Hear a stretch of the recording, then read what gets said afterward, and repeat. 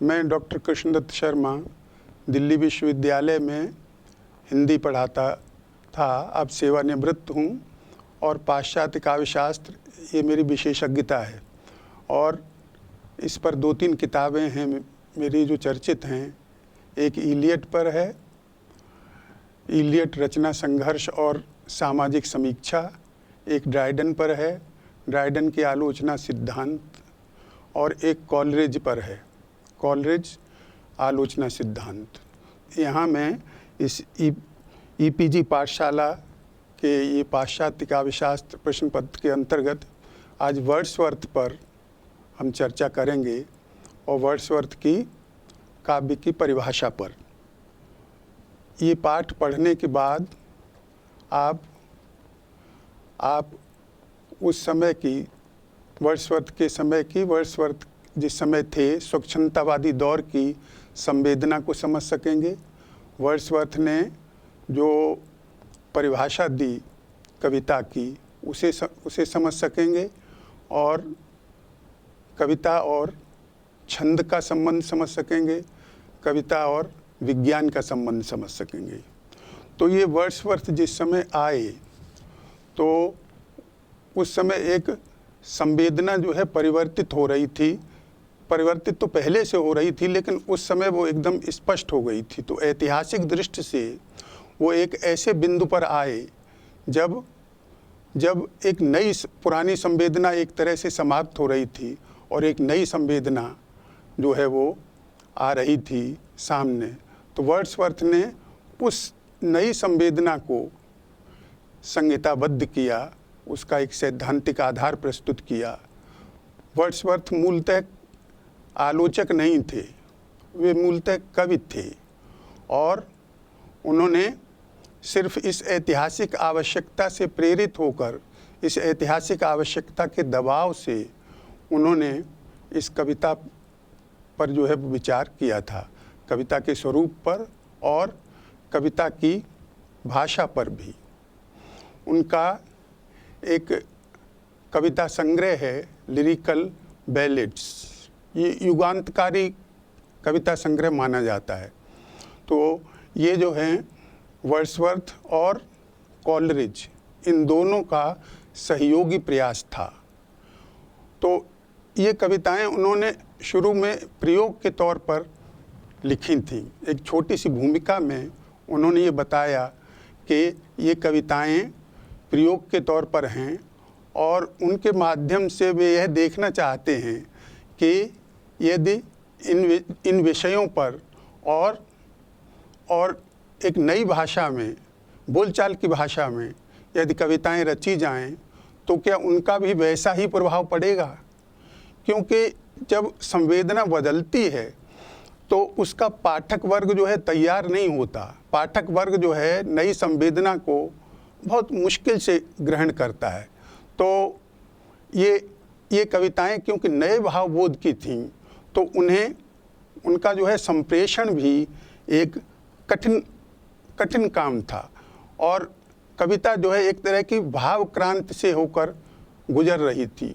उस समय जो है, इसके पहले जो है नव्यशास्त्रवाद का दौर था, जो वर्ड्सवर्थ से पहले, स्वच्छंदतावाद से पहले नव्यशास्त्रवाद था। तुम लोग पढ़ चुके होगे, जैसे ड्राइडन को पढ़ा होगा। और इनसे भी नव्यशास्त्रवाद से पहले जो है वो पुनर्जागरण का दौर था। तो पुनर्जागरण, नव्यशास्त्रवाद और फिर ये स्वच्छंदतावाद। तो स्वच्छंदतावाद के प्रवर्तक माने जाते हैं वर्ड्सवर्थ इस भूमिका के आधार पर। तो इसमें जो मुख्य रूप से आपको 3-4 बातों पर ध्यान रखना होगा कि एक तो वर्ड्सवर्थ ने कविता की परिभाषा क्या दी, दूसरे कविता का छंद से क्या संबंध है, कविता का प्रयोजन क्या है, और कविता का, क्योंकि उस समय विज्ञान का भी उदय हो रहा था। तो यह भी एक था कि इस नए युग में, वैज्ञानिक युग में कविता का क्या भविष्य होगा। यह बात भी लोगों के सामने जो है आ रही थी। तो इस पर भी उन्होंने कविता पर विचार करने के साथ साथ उसी में इन चीज़ों पर भी विचार उन्होंने लिरिकल बैलेट्स की भूमिका में किया। दो जो हैं उस समय के दो प्रभाव स्वच्छंदतावादी कविता पर बहुत स्पष्ट हैं। एक तो फ्रांसीसी क्रांति और दूसरी औद्योगिक क्रांति। ये फ्रांसीसी क्रांति ये 1789 में हुई थी और वर्ड्सवर्थ उससे काफ़ी गहराई से जुड़े हुए थे, बल्कि वर्ड्सवर्थ और कॉलेरिज दोनों उसी दौर में वर्ड्सवर्थ फ्रांस गए भी थे और फ्रांस वो वहाँ की क्रांति से काफ़ी प्रभावित हुए थे और उनकी कविता पर और उनके जो कविता से संबंधित जो विचार हैं, जो कविता की परिभाषा है, कविता से संबंधित जो भूमिका में उन्होंने विचार व्यक्त किए हैं, उनमें भी इस फ्रांसीसी क्रांति का बहुत असर है। और जैसे उन्होंने ये कहा कि जो कविता जो है वो संवेदना और ज्ञान द्वारा पूरे विश्व को एक सूत्र में जोड़ती है। तो कविता को जो है वो ज़्यादा व्यापक भूमिका जो है वो प्रदान जो है करना चाहते थे। तो इससे जो लोकतांत्रिक, आपको पता है कि फ्रांसीसी क्रांति का नारा था स्वतंत्रता, समानता और भाईचारा। तो इन विचारों का भी उनकी कविता पर और उनके आलोचना संबंधी विचारों पर असर है। जैसे उन्होंने सामान्य बोलचाल की भाषा पर जोर दिया। तो अगर फ्रांसीसी क्रांति नहीं हुई होती तब ये इन लोकतांत्रिक विचारों, क्योंकि इसका संबंध लोकतंत्र, जनता जब केंद्र में आ गई थी तो भाषा भी जनता की होनी चाहिए। पहले जो है भाषा थी वो सामंती भाषा थी, सामंत वर्ग से जुड़ी हुई थी। तो कविता को जनजीवन से दूर रखा जाता था। कविता जो है, कविता की भाषा जो है वो जनता से काफ़ी दूर थी। तो इसमें उन्होंने इन विचारों को, जो फ्रांसीसी क्रांति से प्रभावित जो लोकतांत्रिक विचार हैं, उनका उनके इन काव्य के विचारों पर काफ़ी असर है। दूसरी है कि औद्योगिक क्रांति, इसका भी असर जो है, क्योंकि जो ये स्वच्छंदतावादी कवि थे तो औद्योगिक क्रांति के जो उनकी दृष्टि में जो गलत प्रभाव आ रहे थे, क्योंकि बहुत सी वहाँ जो ज़मीन से बहुत से किसानों को, जैसे छोटे छोटे किसानों को बेदखल कर दिया गया था और वो जो हैं उन पर जो है वो सामंत वर्ग ने कब्जा कर लिया था। तो वो सिवाय इसके कि जाकर या तो मजदूरी करें कारखानों में जाकर या जो है किसी के बड़े खेतों पर काम करें, तो इसलिए गांव एक तरह से उजड़ से गए थे। तो वर्ड्सवर्थ में और उस समय के और कवियों में इस ग्रामीण जीवन के प्रति गहरी सहानुभूति की भावना जो है वो व्यक्त हुई है। और दूसरा एक ये प्रभाव पड़ रहा था कि जो सामाजिक भावना थी, जो एक पारिवारिक भावना थी परिवार में, वो भी जो है वो टूट बिखर रहे थे संबंध। तो इन दोनों का प्रभाव जो है उनकी आलोचनात्मक विचारों पर भी है और कविता पर भी है। तो हमने जैसे ये कहा कि कविता जो है उस समय एक भाव क्रांति से होकर गुजर रही थी। तो वर्ड्सवर्थ ने काम ये किया कि उन्होंने भाव को केंद्रस्थ किया, अपनी कविता की परिभाषा में भाव को केंद्रीय स्थान दिया। कविता हमेशा बनेगी तो दोनों चीज़ों से, भाव और विचार दोनों चाहिए कविता में। अकेले अकेले भाव भी काफ़ी नहीं है, अकेले अकेले विचार भी काफ़ी नहीं है। दोनों अकेले अकेले तुच्छता का आभास देंगे। काव्य प्रतिभा के प्रमाण भी तभी बनेंगे जब भाव में विचार का संश्लेष हो, विचार में भाव का, जिसको बाद में मुक्तिबोध को अगर आपने पढ़ा है तो उन्होंने संवेदना और ज्ञान, इन दो शब्दों का प्रयोग किया। संवेदनात्मक ज्ञान और ज्ञानात्मक संवेदना। संवेदना के पीछे ज्ञान का आधार होना चाहिए और ज्ञान में संवेदना का उन्मेष होना चाहिए, तभी कविता बनेगी। कविता अगर जो खाली संवेदना से, खाली भाव से बनेगी तो उसमें वायवीपन होगा, वो अति काल्पनिक हो जाएगी, अति भावुक हो जाएगी, हल्कापन होगा फिर उसमें। इसी तरह खाली विचार भी काफ़ी नहीं है, विचार में भी गहराई भाव से आएगी। अब यह है कि दोनों चाहिए। जो नव्य शास्त्रवादी दौर था उसमें विचार को ज़्यादा महत्व दिया गया था, और तो वर्ड्सवर्थ ने भाव को अपनी परिभाषा में केंद्रस्थ किया। जो लिरिकल बैलेट्स की जो भूमिका है उसमें 2 जगह वर्ड्सवर्थ ने कविता को परिभाषित करने का प्रयास किया है।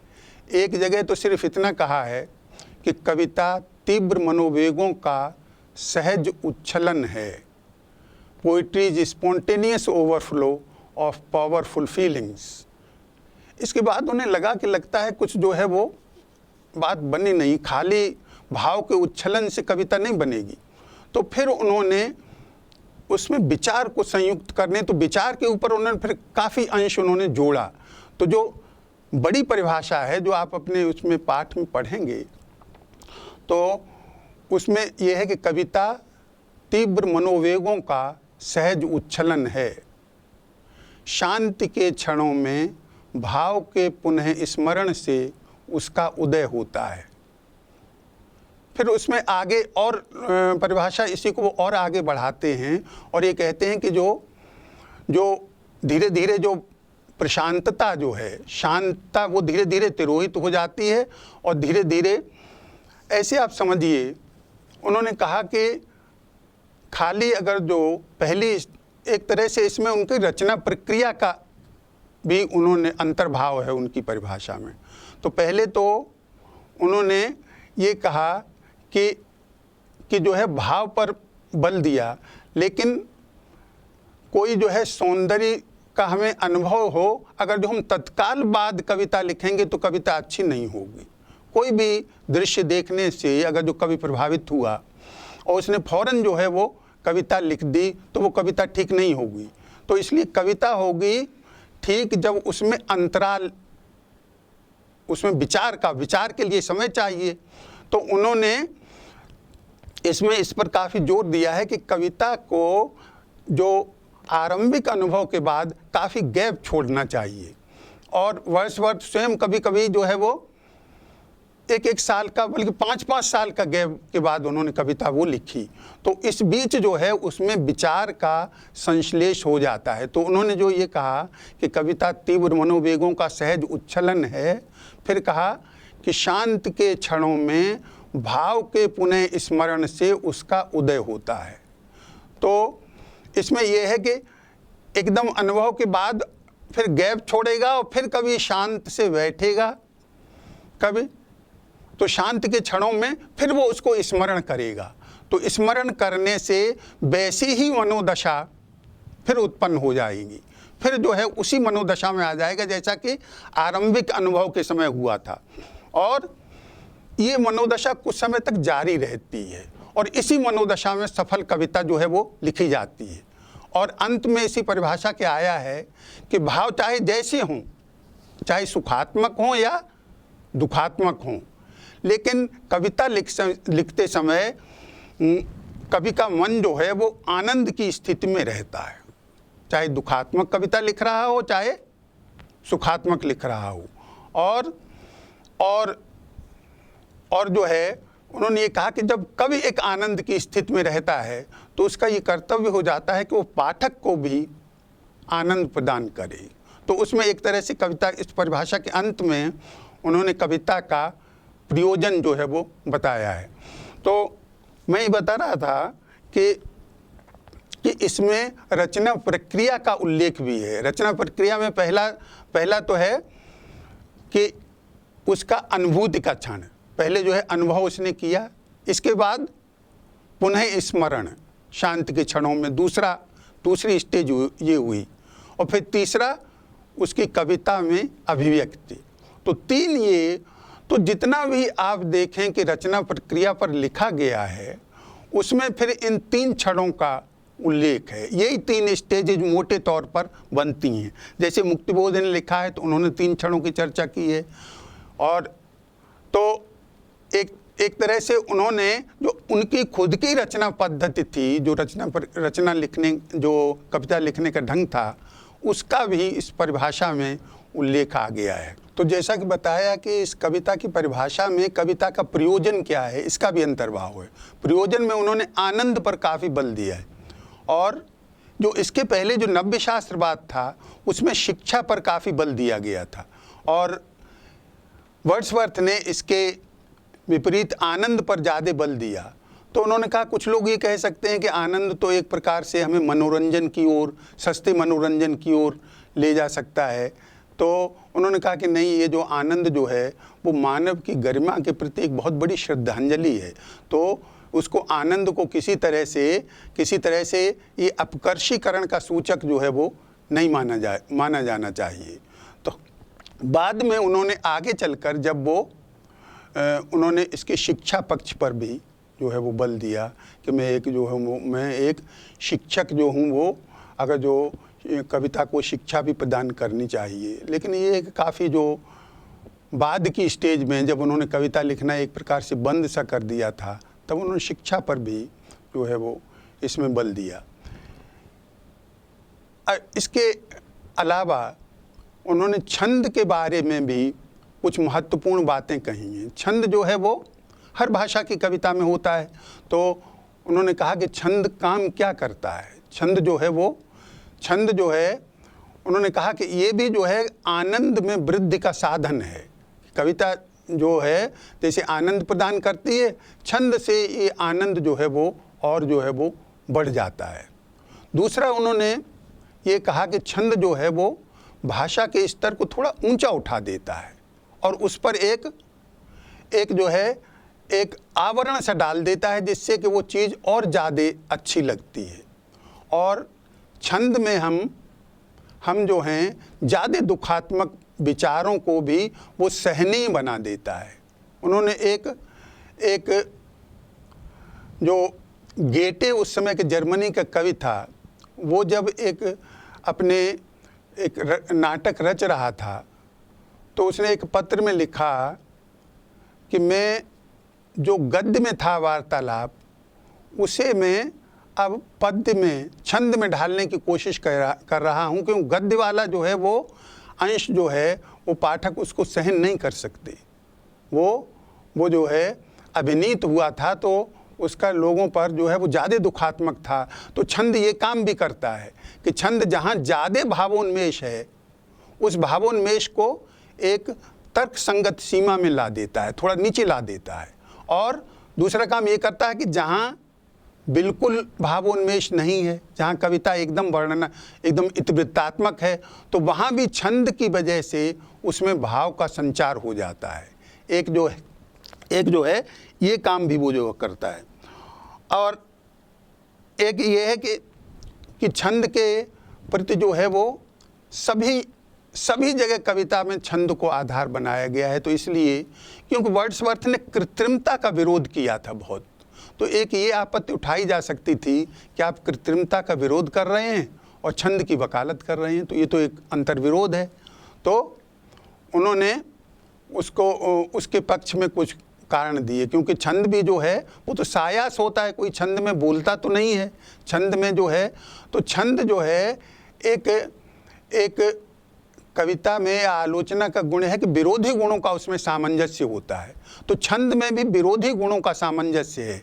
छंद जो है क्योंकि भाव से जुड़ा हुआ है, भावोन्मेष से जुड़ा हुआ है, तो भाव जो है वो सहज है, वो भाव में सहजता होती है। तो एक ओर तो ये छंद में सहज भी है, दूसरी ओर छंद जो है वो प्रयास द्वारा छंद में ढाली जाती है कविता। तो एक तरह से वो सचेत प्रयास भी है, वो कॉन्शियस भी है और अनकॉन्शियस भी है। तो छंद पर एक बात उन्होंने छंद के बारे में ऐसी कही कि जिसका विरोध भी किया गया और जो ठीक भी नहीं है। उन्होंने कहा कि ये छंद जो है वो ऊपर से जोड़ा गया आकर्षण है, a super added charm. Super added का मतलब ऊपर से जोड़ा हुआ, लेकिन वास्तव में ये छंद ऊपर से नहीं जोड़ा जाता, वो उसकी अंतर्योजना का अंग होता है। भाव के अनुरूप छंद का विधान किया जाता है। छंद जो है भाव के या अर्थ के अनुरूप होना चाहिए और अर्थ जो है वो छंद के अनुरूप होना चाहिए। दोनों में परस्पर जो है वो अनुरूपता जो है वो जरूरी है।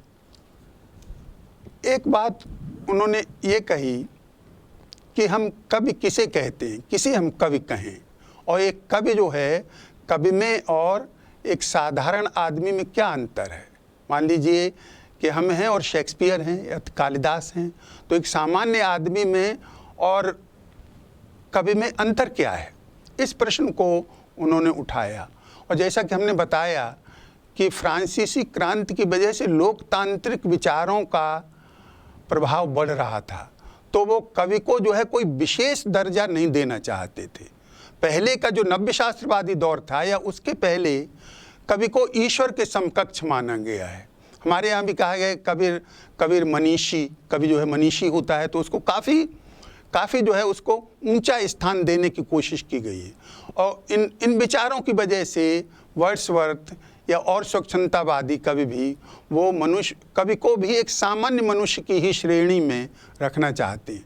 तो पहले जो है इनमें गुणात्मक अंतर माना गया था।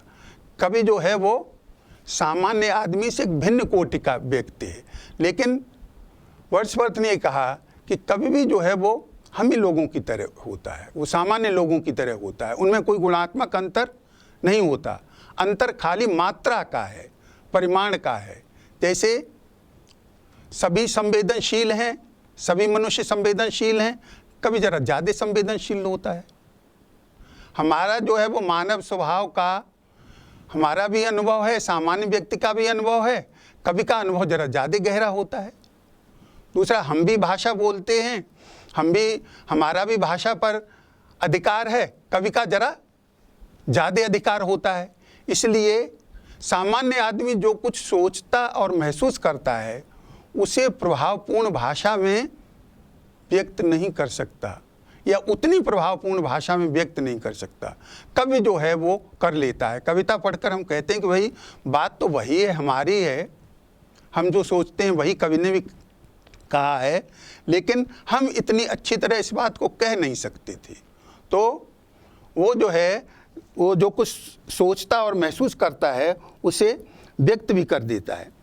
तो ये कुछ उन्होंने बातें कवि के बारे में कही। तो सर्वत्र आप देखते हैं कि जो उस समय के विचार हैं, जो फ्रांसीसी क्रांति से अनुप्राणित जो विचार हैं, वो जो है यहाँ भी हर जगह दिखाई देते हैं। इसमें कवि की धारणा में भी ये विचार जो हैं वो निहित हैं। एक और उन्होंने अंतर ये बताया कवि में और सामान्य मनुष्य में कि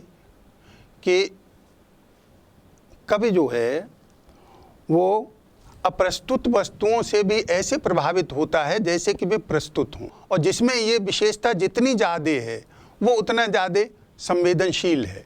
क्योंकि अगर जो मान लीजिए कवि जो है जैसे समझता है कि कहीं अकाल पड़ा है या कहीं दुर्घटना हुई है, तो बिल्कुल उसे ऐसे लगता है जैसे हमारे यहाँ ये हुई है। तो और जो संवेदनशील नहीं है वो फिर इस तरह सोचेगा ऐसे तो होता ही रहता है, ऐसे रोकोगे, अगर कहीं एक्सीडेंट हुआ है तो ऐसे इतना बड़ा शहर है, कहीं ना कहीं होता रहता है, तो वो उसको उतनी गहराई से नहीं लेता। तो कवि जो है, या जैसे पशु है, तो वो जो है जैसे सामने कोई चीज़ आ गई तो वो उसके प्रति प्रतिक्रिया व्यक्त कर देगा। जैसे कि कुत्ता है, कोई देखा उसने दूसरा तो भौंकने लगेगा, फिर वो ये नहीं सोचेगा कि ये 5 साल बाद आया तो क्या होगा, ये होगा वो। तो ये जो कवि में एक ये विशेषता होती है। तो एक बात उन्होंने और कही इसके संदर्भ में कि कविता और विज्ञान के बारे में उन्होंने कुछ बातें कही, और ये इसका संबंध भी कविता की परिभाषा से है। उस समय जो है वो विज्ञान का उदय हो रहा था, और विज्ञान जो है वो घर घर तक लोगों के सामान्य जन तक नहीं पहुंचा था। केवल विशिष्ट वर्ग के लोग ही, केवल सामंत वर्ग के लोग ही वो उसका लाभ जो है वो उठा सकते थे। तो एक ये प्रश्न उस समय बहुत उठाया जा रहा था कि वैज्ञानिक युग में कविता का क्या महत्व होगा। कविता जो है वो एक इसको जो है लोग किस तरह से स्वीकार करेंगे, उसका जो है उनका ये था कि वैज्ञानिक युग में कविता एकदम निरर्थक हो जाएगी, इसका कोई महत्व। तो उन्होंने कविता को महत्व को प्रतिपादित करते हुए और कविता और विज्ञान की उन्होंने ये तुलना एक तरह से की कि दोनों का उद्देश्य जो है वो एक ही है एक तरह से। तो उन्होंने एक शब्द कहा कि कविता हमारे संपूर्ण ज्ञान का आदि और अंत है, एक बोले। और आदि का मतलब संपूर्ण ज्ञान का आरंभ जो है कविता से होता है। और इसके पीछे उनका उद्देश्य था, क्योंकि कविता जो है वो कल्पना की देन है, और कल्पना की ज़रूरत वैज्ञानिक को भी पड़ती है। वैज्ञानिक जो है, विज्ञान की पद्धति क्या है कि पहले जो है किसी चीज़ की परिकल्पना करता है। परिकल्पना मतलब हाइपोथेसिस। तो हाइपोथेसिस को फिर वो जब उसका सत्यापन करता है, देखता है, और उदाहरणों में कहाँ तक जो है वो, तब वो ये निष्कर्ष निकालता है कि ये सत्य है या नहीं। तो इसी तरह जो कवि जो है वो कल्पना जो है कवि का जो है वो महत्वपूर्ण अस्त्र है। और जो स्वच्छंदवादी युग में तो अगर जो ये पूछा जाए कि काव्य की सबसे महत्वपूर्ण विशेषता कौन सी है, तो वो कल्पना जो है वो कल्पना का ही उल्लेख जो है करेगा, अगर जो एक विशेषता बताने को कहा जाए। और उस समय जो है कल्पना पर बहुत विचार भी हुआ। जो दूसरे आलोचक हैं जिन पर भी आप पढ़ेंगे कि उन्होंने पूरा जीवन उन्होंने कल्पना के स्वरूप को स्पष्ट करने में लगा दिया। वर्ड्सवर्थ ने भी इस भूमिका में कल्पना के बारे में काफ़ी कुछ कहा है। तो कल्पना जो है वो करती क्यों कहा है? कल्पना एक तरह से जो हम सामान्यतः अर्थ ग्रहण करते हैं वो कल्पना का अर्थ जो है वो नहीं है। कल्पना एक तरह से सृजनशीलता है। कल्पना जो है वो सृजन की शक्ति है। तो इस पर विचार बहुत पहले से होता आ रहा था कि आखिर जो बड़े कवि में क्या बात ऐसी होती है, कि शेक्सपियर में क्या बात थी कि जो उन्होंने इतने अच्छे नाटक लिखे, तो वो शक्ति है क्या? तो ज़्यादातर में ये था कि ज़्यादातर लोग ये है से ईश्वरीय शक्ति मानते थे। हमारे यहाँ भी जो प्रतिभा का विवेचन है, तो प्रतिभा क्या है? ईश्वर की देन है। तो ईश्वर की देन के पीछे ये है कि या तो कभी स्वयं नहीं समझ रहा कि ये क्या है, या जो समझ रहा है वो उसकी व्याख्या नहीं कर पा रहा। तो जितना पहले या जो है कल्पना को पागलपन से भी जोड़ा गया था कि उस समय एक उन्मेष की दशा में होता है। उन्मेष का मतलब भावावेश, और उन्माद में भी एक तरह का भावावेश है। तो इस तरह की बातें कल्पना को लेकर तो वर्ड्सवर्थ ने इसको जो है ज़्यादा तार्किक रूप दिया, और कॉलरिज ने इसको और ज़्यादा तार्किक रूप दिया। मैं आपको दो उद्धरण जो छोटे छोटे हैं, तो ऐसे जो भी तैयार करें उनको उन छोटे छोटे उद्धरणों को जो है वो क्योंकि जो भी आप लिखेंगे तो अगर जो उसकी आलोचक की टेक्स्ट को उद्धृत करेंगे तो वो सबसे ज़्यादा विश्वसनीय सामग्री होगी। तो एक उन्होंने ये कहा उसी प्रीफेस में कि कवि केवल कवियों के लिए नहीं लिखते, मानव मात्र के लिए लिखते हैं। तो पहले कवि क्या था कि पहले कवि जो हैं वो आश्रयदाता के यहाँ रहते थे, और जो अपने या तो राजा के लिए या अपने सामंत के लिए उसके लिए लिखते थे, या जो है कि क्योंकि जनता तक जो है वो सांस्कृतिक जो कर्म है उसमें जनता की हिस्सेदारी जो है वो नहीं थी, वो ज़्यादातर विशिष्ट वर्ग तक सीमित थी। तो उन्होंने जो ये कहा कि कवि केवल कवियों के लिए नहीं लिखते, मानव मात्र के लिए लिखते हैं। तो पहले ये है कि कवि जो है वो अपनी कविता सुना रहा है, दूसरे कवि सुन रहे हैं, फिर दूसरा सुना रहा है वो सुन रहे हैं, तो उनकी ऑडियंस जो है वो कवि ही थी। तो और इसमें जो है एक ये फिर वही फ्रांसीसी क्रांति का असर है कि मानव मात्र के लिए, कि पूरा जो मानव समुदाय उसका लक्ष्य है। एक और जैसे हमने ये कहा था, ये कोटेशन दिया था कि कविता संपूर्ण ज्ञान का आदि और अंत है, वह मानव मन के समान ही अमर है। तो यहाँ भी उन्होंने विज्ञान के बरक्स कविता का महत्व प्रतिपादित किया कि कविता वो ये एक ये मानव मन के समान है। संपूर्ण ज्ञान का आदि भी यही है और अंत भी यही है। एक उन्होंने ये कहा विज्ञान के संदर्भ में कि भाई वैज्ञानिक विषयों पे कविता लिखी जा सकती है कि नहीं। नए नए विषय आ रहे थे, तो नए नए विषयों में ये प्रश्न उठाया जा रहा था कि जैसे हमारे ज्ञान का विस्तार हो रहा है तो कविता के विषय वही परंपरागत रहेंगे कि नए वैज्ञानिक विषयों को भी कविता का विषय बनाया जा सकता है।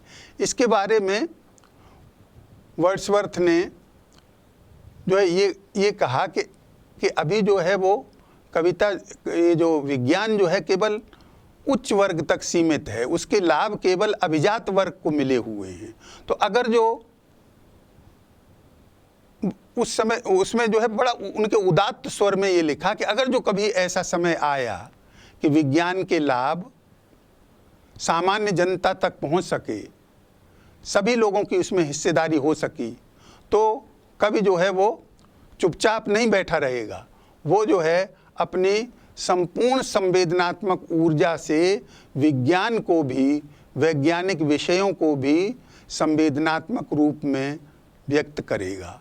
तो उनका मानना ये था कि मुख्य चीज़ क्या है कि वो अगर वो जनता से जुड़ी हुई चीज़ है, अगर जो विषय वो जनता तक पहुँचे हैं लाभ, तो अगर जो वो जनजीवन से जुड़ गया है विज्ञान, तो नए से नए विषय पर भी कविता रची जा सकती है।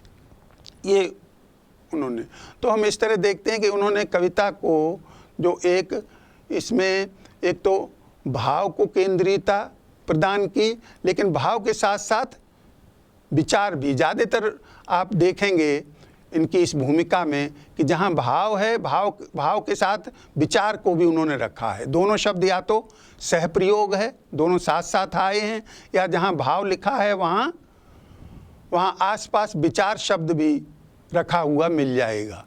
क्योंकि कविता जो है वो अकेले भाव से तो बनेगी नहीं, तो इसलिए इन्होंने भाव और दर्शन को भी कविता से जोड़ा। और यह काम और भी ज़्यादा बड़े स्तर पर इनके जो मित्र थे, कवि थे, उन्होंने कॉलेज ने किया। इसमें वर्ड्सवर्थ पे जो कुछ आपने सुना, आप अभी देखेंगे कि जो केंद्रीय बातें हैं काव्यशास्त्र में या साहित्य के सिद्धांत में, वो बहुत कम हैं।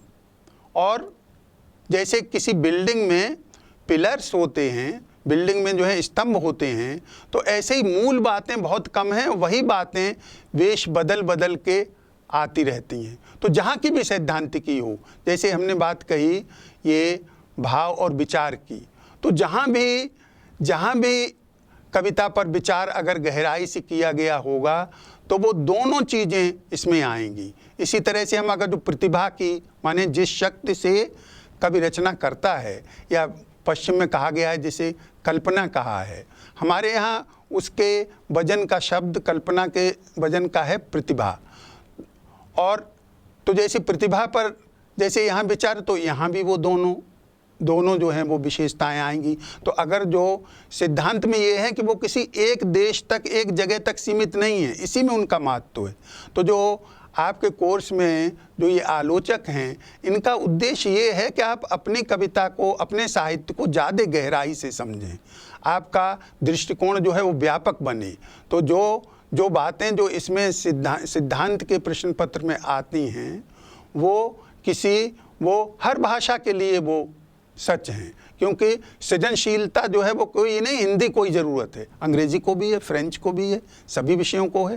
तो उसमें जो है सैद्धांतिक बातें जो हैं वो, तो तुमको ये समझना चाहिए। तो अगर जो ये समझ लिया है कि भाव और विचार ये दोनों जो हैं वो आवश्यक हैं, तो आप जैसे मुक्तिबोध को ज़्यादा अच्छी तरह समझ सकते हैं। मुक्तिबोध ने 2 शब्द जैसे दिए, संवेदनात्मक ज्ञान और ज्ञानात्मक संवेदना। यही अर्थ है उसका कि ज्ञान जब तक संवेदना से पुष्ट नहीं होगा और संवेदना के पीछे जब तक ज्ञान का आधार नहीं होगा, तब तक जो है वो अच्छी कविता, अच्छा साहित्य नहीं रचा जा सकता। तो इसी तरह से यथार्थ और आदर्श, इनमें अगर जो कहा जाए तो यथार्थ क्या है? यथार्थ है ज्ञान, और आदर्श क्या है? आदर्श है कल्पना या संवेदना। तो यानी शब्द बदल गए यथार्थ और आदर्श, लेकिन वो बात जो है वो मौजूद है। और जैसे हम प्रतिभा की बात कर रहे थे, तो प्रतिभा जो है, प्रतिभा में भी अगर जो भारतीय काव्य चिंतन काव्य शास्त्र जैसे पढ़ेंगे या पढ़ा हो, तो उसमें प्रतिभा की बड़ी छोटी परिभाषा दी गई है, बड़ी मशहूर है कि कहा प्रज्ञा नव नवोन्मेष शालिनी प्रतिभा मता, कि वह प्रज्ञा जो नव नव उन्मेष शालिनी है। तो प्रज्ञा में क्या है? प्रज्ञा का अर्थ है बुद्धि, और उन्मेष किस में होगा? भाव में होगा। तो इसमें भी भाव का और बुद्धि का, भाव और विचार का अंतर्भाव है। हमारे जो काव्य चिंतन में